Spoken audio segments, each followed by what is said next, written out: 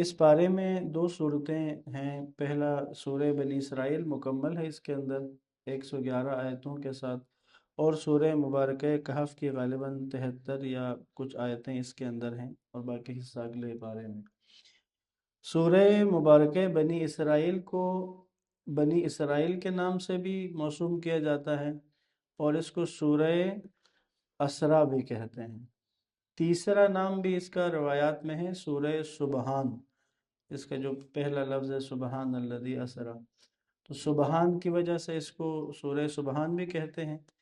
اسرا کہتے ہیں وہ بھی پہلی آیت میں، کیونکہ اس کی پہلی آیت میں معراج کے سفر کے پہلے حصے کو بیان کیا گیا ہے۔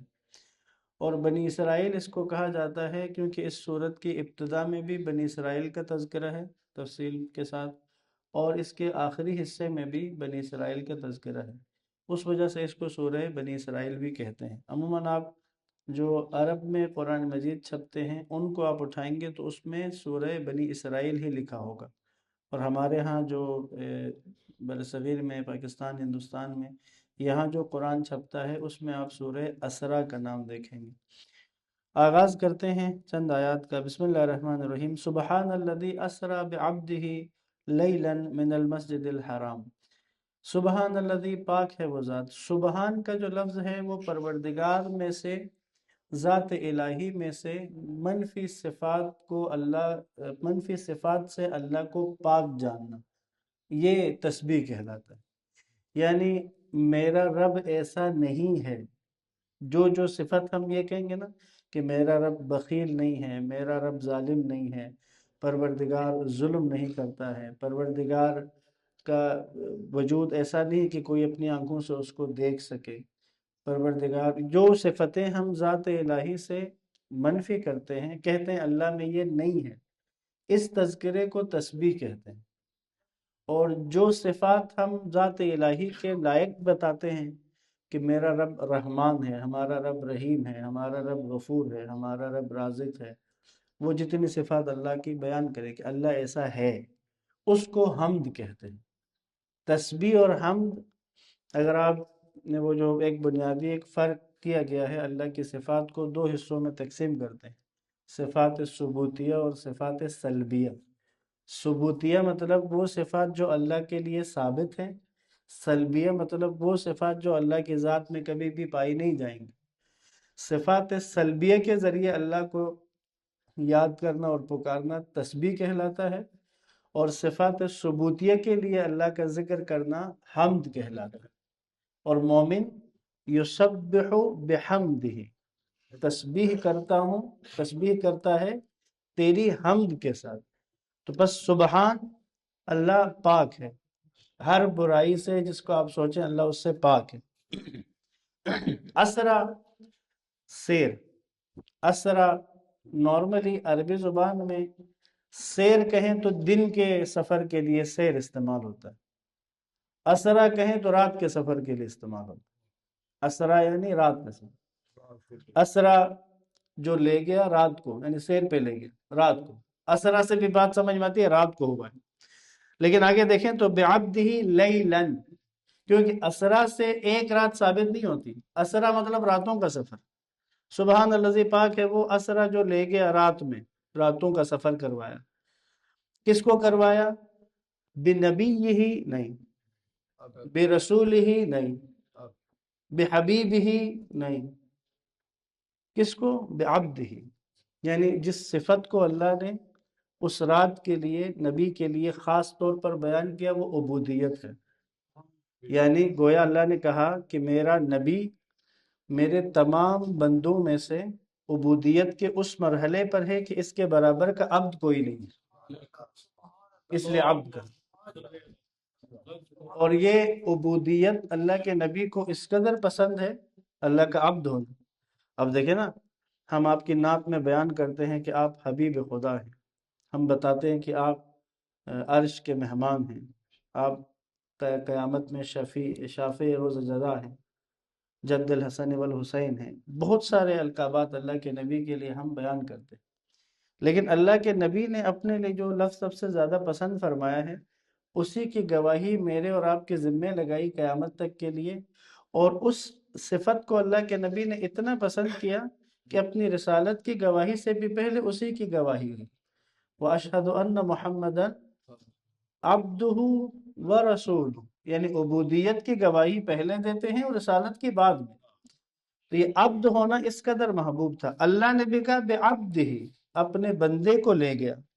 آگے لیلن کہہ کے جو سب سے زیادہ واضح کر دیا، لیلن ایک رات، یعنی یہ جو سفر ہے یہ صرف ایک رات میں ہوگا۔ یہ جو اللہ رات کا سفر کروایا ہے صرف ایک رات میں۔ سٹارٹ کہاں سے ہوا ہے؟ من المسجد الحرام، اس سفر کا آغاز مسجد الحرام سے ہوا ہے۔ کہاں تک؟ پہلا مرحلہ کون سا تھا؟ الی المسجد الاقصی، مسجد اقصی تک لے گیا۔ اب ایک بات جو آسانی سے توجہ ہونی چاہیے تھی لیکن نارملی مسلمانوں کی نہیں ہے، وہ کیا ہے؟ سوال پوچھیں، جنرل نالج کا سوال بھی پوچھیں، مسجد اقصی کب بنی؟ تو سب کے پاس جواب ہے دوسرے خلیفہ کے دور میں۔ مسجد اقصی کب بنی ہے؟ دوسرے خلیفہ کے دور میں۔ مسلمانوں نے جو وہاں پہ فلسطین میں بیت المقدس میں جو مسجد بنائی ہے جس کو مسجد اقصی کہتے ہیں، وہ کب بنی ہے؟ دوسرے خلیفہ کے دور میں۔ سب کو ایسا لگتا ہے، تاریخ میں یہی لکھا گیا ہے، لیکن یہ جو صورت ہے یہ نازل ہوئی ہے مکہ میں۔ ابھی اللہ کے نبی کا ہجرت کے بعد کا دور نہیں آیا ہے، یہ مکی دور زندگی۔ اور مکی دور زندگی میں اللہ نے بیت المقدس کا نام کیا بتایا ہے؟ مسجد الاقصی۔ تو مسجد اقصی ہی شروع سے مسجد اقصی ہے۔ یہ یروشلم یا ٹیمپل آف سلیمان یا جتنے نام رکھے گئے ہیں تو یہ یہودیوں کے بنائے ہوئے نام ہیں۔ سلیمان پیغمبر نے جو بنائی ہے وہ مسجد اقصی ہے، نہ کہ یروشلم۔ تو اب میرے اور آپ کے منہ میں یہودی نے اپنی زبان ڈال دی ہے۔ آج میں اور آپ بھی یروشلم کہتے ہیں، جبکہ مکی دور زندگی میں قرآن کی آیت آپ کے سامنے ہے، اللہ کہہ رہا ہے کہ مسجد الاقصی، یعنی اللہ بتا رہا ہے کہ سلیمان نے یہاں پہ ٹیمپل نہیں بنایا ہے، سلیمان نے یہاں مسجد اقصی بنائی ہے۔ اس مسجد اقصی کو بعد میں یہودیوں نے، عیسائیوں نے اپنے اپنے حساب سے نام دے دیے۔ اللہ نے میرے اور آپ کی زبان میں، ہماری زبان میں اللہ نے جو نام ڈالے وہ مسجد الاقصی ہے۔ اب سمجھ میں آتی ہے لوگوں کو کیوں مسجد الاقصی اہم ہے۔ اللہ نے مسجد الحرام کے بعد دوسرا نام مسجد اقصی کا لے لیا ہے، اہمیت ہے۔ بعض لوگ جیسے آج کل اس طرح کا جملہ بھی کہتے ہیں، دیکھ فلسطین کی حمایت کر کر کے رہبر معظم نے اپنی جان قربان کر دی۔ سبحان اللہ۔ آپ کے اسلام کے اوائل میں ابھی ہجرت مدینہ بھی نہیں ہوا ہے اور اللہ نے فلسطین کا تذکرہ شروع کر دیا ہے۔ دیکھیں نا معراج، کبھی سوچیں اس پہ، غور کریں، کیا اللہ مسجد الحرام سے ڈائریکٹ معراج پہ نہیں لے جا سکتا تھا اپنے بندے کو؟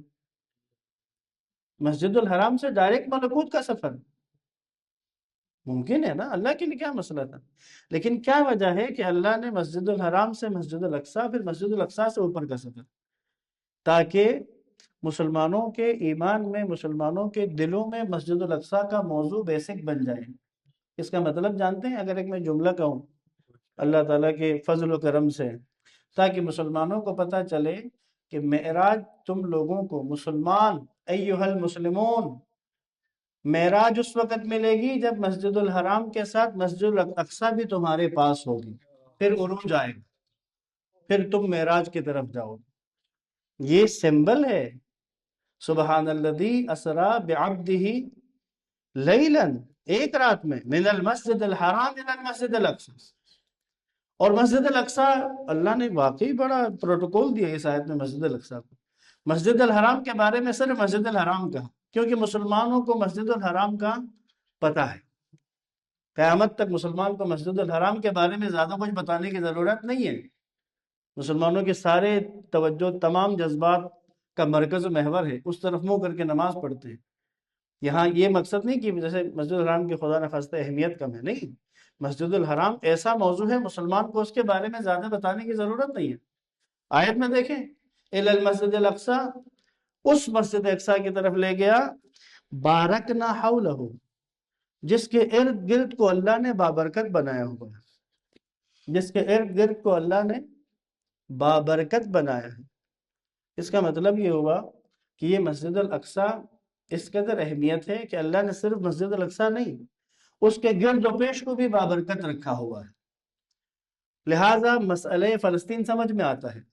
مسئلہ فلسطین سیاسی مسئلہ نہیں، مسئلہ فلسطین علاقائی مسئلہ نہیں، مسئلہ فلسطین مسلمانوں کے عقیدے کا مسئلہ ہے، کیونکہ ان کے رب نے کہا ہے کہ میں نے اس مسجد اور اس کے گرد و پیش میں برکتیں رکھی ہیں، اور مسلمانوں کے پاس جب مسجد الحرام مسجد الاقصی دونوں ہوں گی اور مسجد الاقصی کے گرد و پیش کی برکتیں بھی ان کے شامل حال ہو جائیں گی، تو پھر مسلم معاشرہ معراج کی طرف جائے گا، عروج کی طرف جائے گا، پھر یہ دنیا کے سردار بنیں گے، پھر دنیا ان کے سامنے جھکے گی۔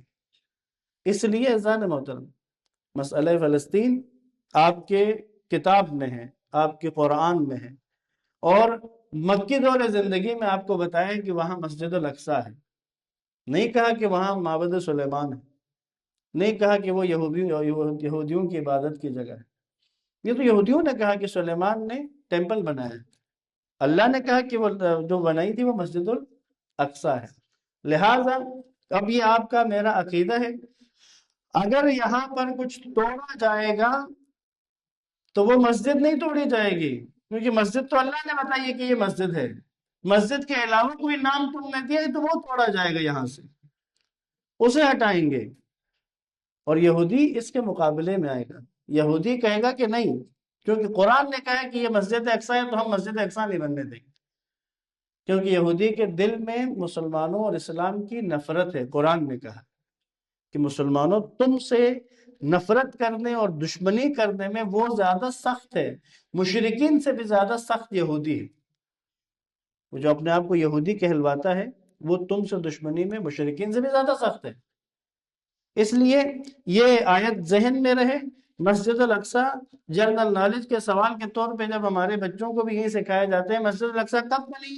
دوسرے خلیفہ کے دور میں؟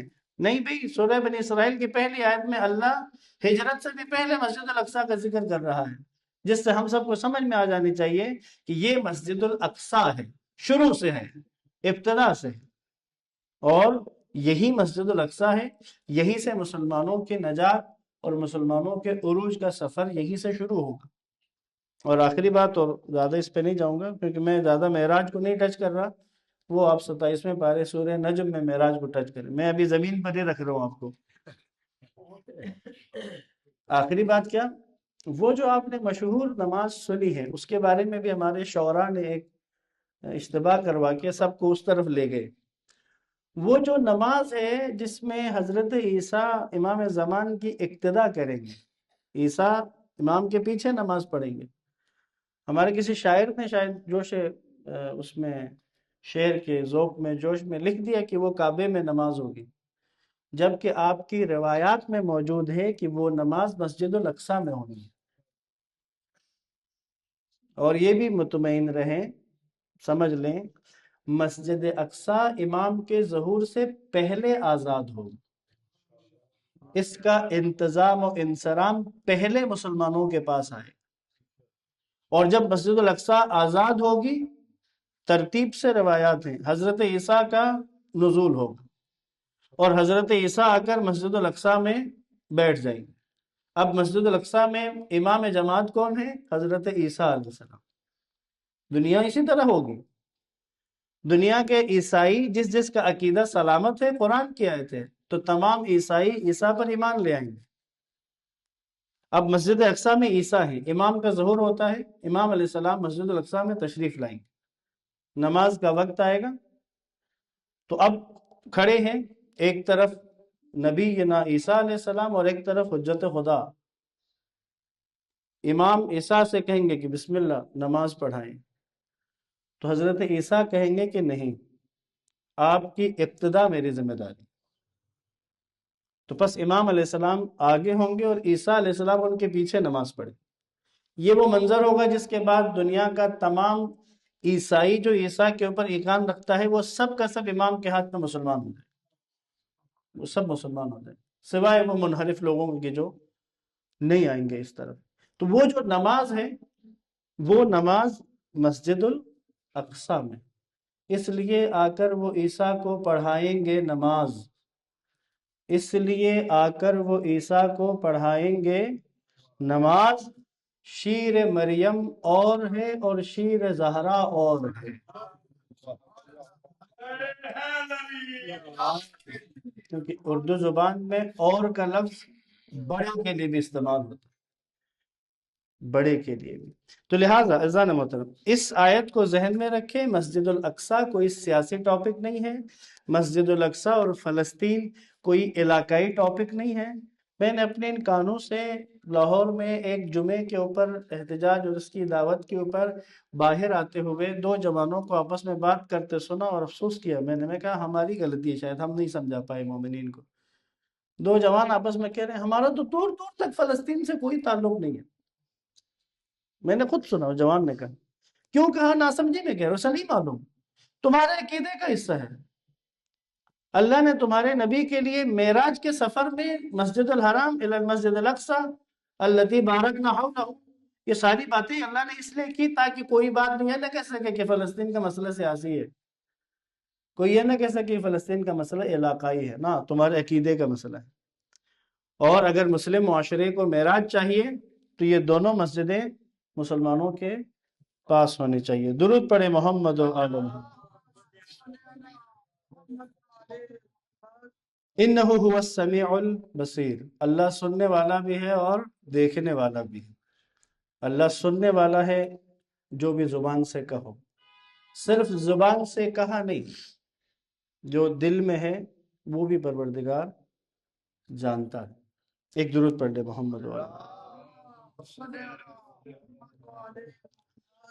اگلی جو آیتیں ہیں میں نے عرض کیا تھا اس کو سورہ بنی اسرائیل کہتے ہیں کیونکہ اس میں بنی اسرائیل کا تذکرہ ہے۔ سٹارٹنگ جو بنی اسرائیل کا ہو رہا ہے اور آج کے حالات سے بالکل جڑی ہوئی باتیں ہیں۔ وَقَضَيْنَا آیت نمبر 4 سے وَقَضَيْنَا إِلَى بَنِي إِسْرَائِيلَ فِي الْكِتَابِ لَتُفْسِدُنَّ فِي الْأَرْضِ مَرَّتَيْنِ وَلَتَعْلُنَّ عُلُوًّا كَبِيرًا، ہم نے بنی اسرائیل کو کتاب میں آگاہ کر دیا تھا کہ تم زمین میں 2 مرتبہ ضرور فساد برپا کرو گے اور ضرور بڑی طغیانی دکھاؤ گے۔ اللہ نے توریت میں بنی اسرائیل کو بتایا کہ تم زمین میں 2 مرتبہ ضرور فساد دکھاؤ گے اور بڑی طغیانی کرو گے۔ بس جب دونوں میں سے پہلے وعدے کا وقت آیا، یعنی تم نے زمین میں فساد کیا، طغیانی دکھائی، بے گناہ لوگوں کو قتل عام کیا، جب پہلے وعدے کا وقت آیا اور تم نے اس طرح کیا تو ہم نے اپنے زبردست طاقتور جنگجو بندوں کو تم پر مسلط کیا، پھر وہ گھر گھر گھس گئے اور یہ پورا ہونے والا وعدہ تھا۔ پہلی دفعہ کب ہوا یہ؟ حضرت عیسیٰ علیہ السلام سے پہلے کی بات۔ بنی اسرائیل حضرت موسیٰ کے ساتھ جا کر انہوں نے فلسطین میں داخل نہیں ہوئے، ڈر گئے، انہوں نے کہا وہاں پہ عمالقہ ہیں، وہ لڑائی میں شدید ہیں، ہم نہیں جائیں گے۔ فَاذْهَبْ أَنْتَ وَرَبُّكَ فَقَاتِلَا إِنَّهَا هُنَا قَاعِدُونَ، قرآن میں ہے۔ بنی اسرائیل نے موسیٰ علیہ السلام سے کہا آپ اور آپ کا رب جا کے لڑیں، ہم ادھر ہی ہیں، جب آپ ان کو شکست دے دیں تو ہم پھر آئیں گے فلسطین میں داخل ہو جائیں گے۔ نہیں گئے فلسطین میں۔ موسیٰ علیہ السلام ان سے ناراض ہوئے اور موسیٰ علیہ السلام ان کو چھوڑ کے چلے گئے اور یہ 40 سال تک وہاں در بدر رہے۔ یہودیوں کے وہ ٹاپک کے جس پہ یہودی کو آگ لگ جاتی ہے ان میں سے ایک موسیٰ علیہ السلام کی قبر ہے۔ پوچھے یہودیوں سے موسیٰ کی قبر کہاں ہے، انہیں نہیں معلوم۔ وہ اپنے آپ کو موسیٰ کی امت کہتے ہیں اور موسیٰ کی قبر کا نہیں پتا انہیں، کیونکہ موسیٰ ان کو چھوڑ گئے تھے ان کی خرابیوں کی وجہ سے، اور یہ 40 سال تک بھٹک رہے، اور وہ نسل ختم ہو گئی کہ جس نے نافرمانی کی تھی، نئی نسل آ گئی۔ اس نئی نسل کو یوشع بن نون نے اور دوسرے ایک دو افراد تھے، انہوں نے ان کی تربیت کی، تیار کیا، نئی نسل کو ذہنی طور پہ آمادہ کیا، پھر اس نئی نسل کو لے کر انہوں نے فلسطین پہ جا کے حملہ کیا، عمالقہ کو شکست دی اور فلسطین میں بنی اسرائیل کی حکومت بن گئی۔ تو وہ جو پہلی نسل تھی وہ انبیاء کی تعلیمات کے مطابق جو حملہ کر کے اب آ گئی یہاں پہ، اب وہ جو نسل آ گئی ہے وہ پھر بھی ایمان والی ہے، انہوں نے انہی خطوط کی پابندی کی کہ جو یوشع نے باقی نبیوں نے بتایا تھا، لیکن جب طاقت میں آگے تو آہستہ آہستہ آہستہ آہستہ ان کی خرابیاں ظاہر ہونا شروع ہو گئی، اڑوس پڑوس کے لوگوں کو تنگ کرنا شروع کیا، مارنا شروع کیا، پھر آہستہ آہستہ اپنے آپ کو پاورفل سمجھ کے پھر ان کا وہ جو مشہور عقیدہ ہے وہ بن گیا۔ انہوں نے کہا کہ ہم دنیا کے بادشاہ ہیں، ہم اللہ کے چہیتے ہیں، باقی دنیا کو اللہ نے ہماری غلامی کے لیے پیدا کیا۔ اس کے بعد انہوں نے جگہ جگہ پر ظلم اور ستم شروع کر دی۔ تو توریت میں یہ آیت موجود تھی، یہ جو قرآن نے آپ کو بتائی یہ توریت میں ہے۔ اللہ نے توریت میں ان کو کہا تھا کہ تم زمین میں 2 مرتبہ فساد کرو گے، طغیانی کرو گے۔ اب یہ والا آگے، یہ پہلا تھا، جب انہوں نے یہ گڑبڑ کی تو اب دیکھا تو عراق کا جو حاکم تھا بخت النصر اس کا نام ہے، تو وہاں اس نے پھر اس پر حملہ کر دی، یہاں پہ حملہ کیا، تہ بالا کر کے رکھ دیا سب کو، اور ان سب کو باقی ماندہ بنی اسرائیل کو قید کر کے بابل لے گئے، اور وہاں قید کی زندگی میں ان کو رکھا۔ تو یہ تھا وہ پہلے وعدے کا وقت جب بخت النصر نے ان کو خراب کیا، ان کا سارا معاملہ تہ بالا کر دی۔ جب وہاں گئے پھر ظلم و ستم میں رہے، پھر توبہ کیا، تائب ہوئے، پشیمان ہوئے، اور پھر کہا کہ ہم اب ٹھیک ہو جائیں گے، اللہ سے دعائیں کی، تقاضا کیا، تو پھر ان کو دوبارہ موقع ملا۔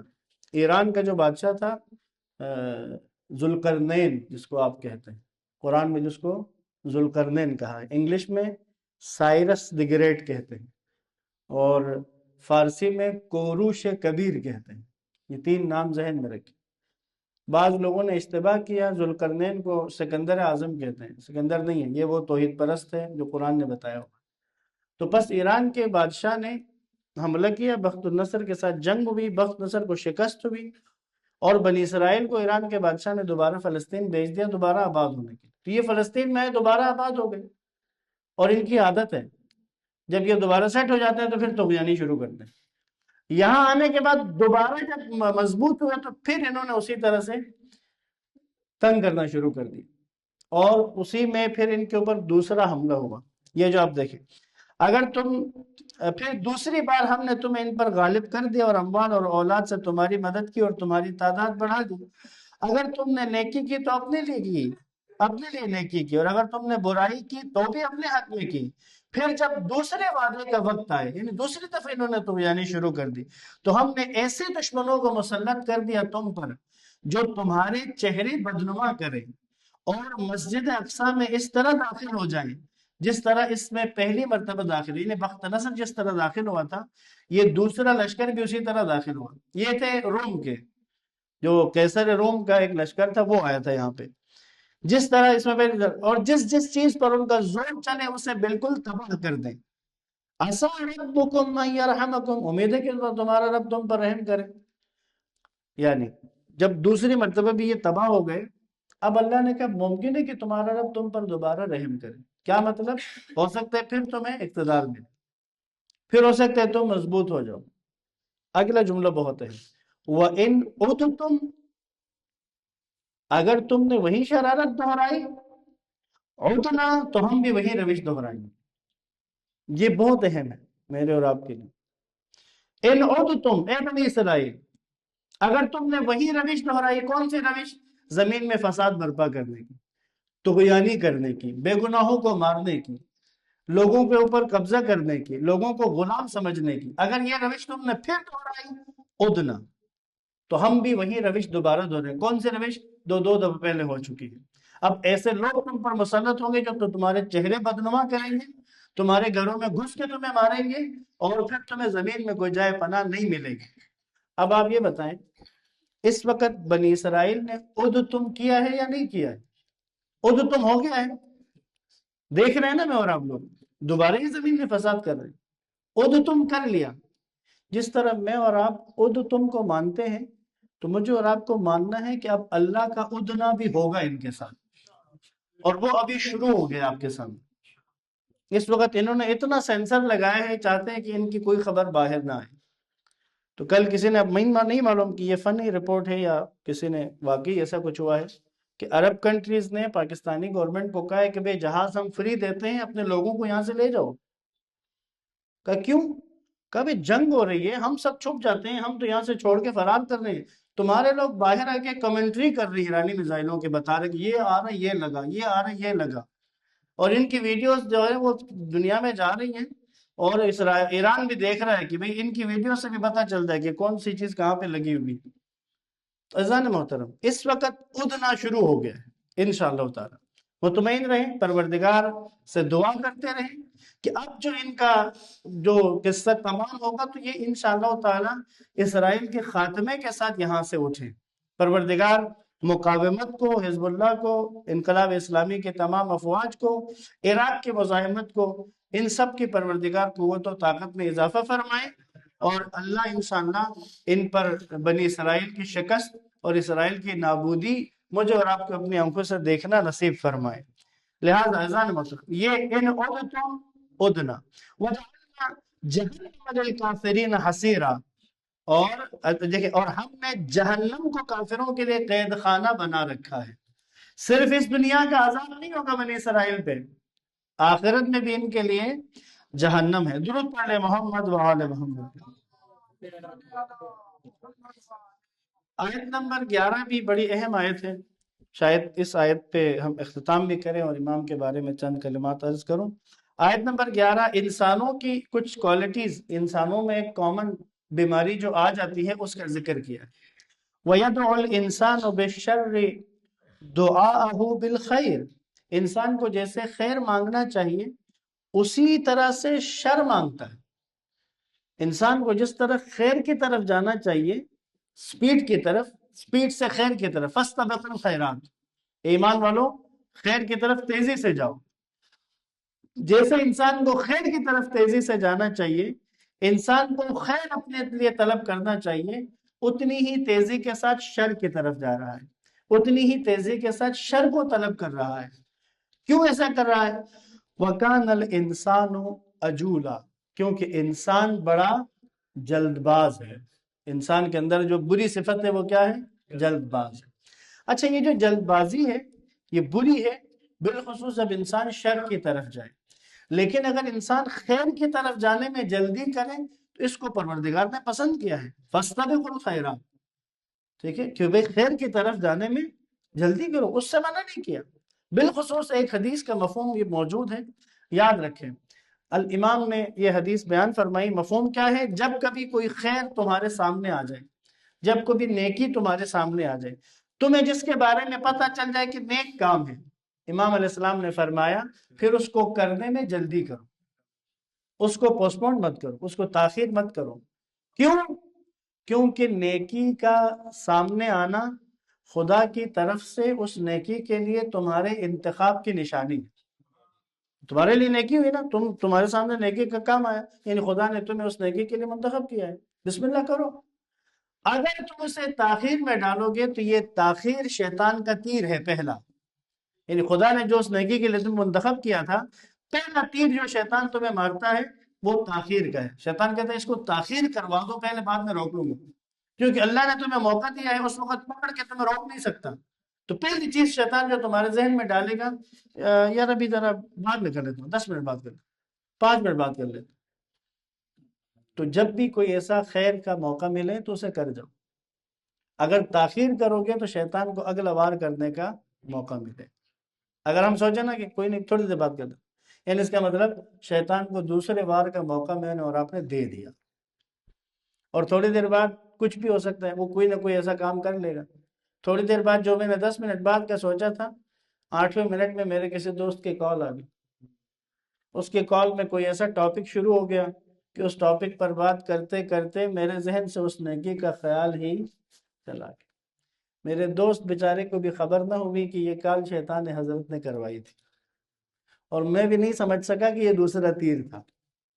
اس لیے عزیزان محترم، خود سوچیں، آپ تصور کریں کتنی نیکیاں ایسی ہیں میری اور آپ کی زندگی میں جو ہم نے تھوڑی دیر بعد کہہ کے سوچی تھی اور وہ موقع ہی سارا گزر گیا۔ لہٰذا جلد بازی شر کے موضوع پہ بہت بہت ممنوع ہے، بہت مضر ہے۔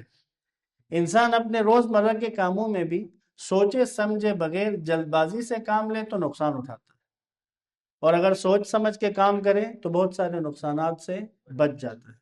موٹر سائیکل کا ایکسیڈنٹ جلد بازی، گاڑیوں کا ایکسیڈنٹ جلد بازی، اگر اس جلد بازی سے گریز کریں تو یہ سارے ایکسیڈنٹ نہیں ہوں گے، بچ جائیں۔ لہٰذا انسان کو جس طرح خیر طلب کرنا چاہیے اسی طرح سے شر طلب کرتا ہے، انسان بڑا جلد باز ہے۔ درود پڑھیے گا محمد و آل محمد۔ یہ جو صورت بنی اسرائیل ہے بہت اہم صورتوں میں سے ہے، اس میں بہت اہم مطالب بیان ہوئے ہیں۔ کوشش کریں کہ آج کے دن میں ایک دقیق مطالعہ اس کا ترجمے کے ساتھ ضرور پڑھیں، اور اگلی جو سورہ کہف ہے، یہ 2 صورتیں وہ ہیں جو یہ شب جمعہ اور جمعے میں تلاوت کرنے کی خاص تاکید بھی ہے، اور آج آپ کو جمعرات نصیب ہوئی ہے، امام کی ولادت بھی ہے، اور کل جمعہ ہے، آج شب جمعہ ہے، اگر ممکن ہو تو آج کے دن میں اور کل کے دن میں ان دونوں صورتوں کو بیٹھ کے تھوڑا گہرائی کے ساتھ سلیس ترجمے کو پڑھیں. آپ خود دیکھیں گے کہ بہت سارے مطالب میرے اور آپ کے روزمرہ کی زندگی کے معاملات میں سے آپ کے سامنے کھل کے واضح ہو جائیں گے.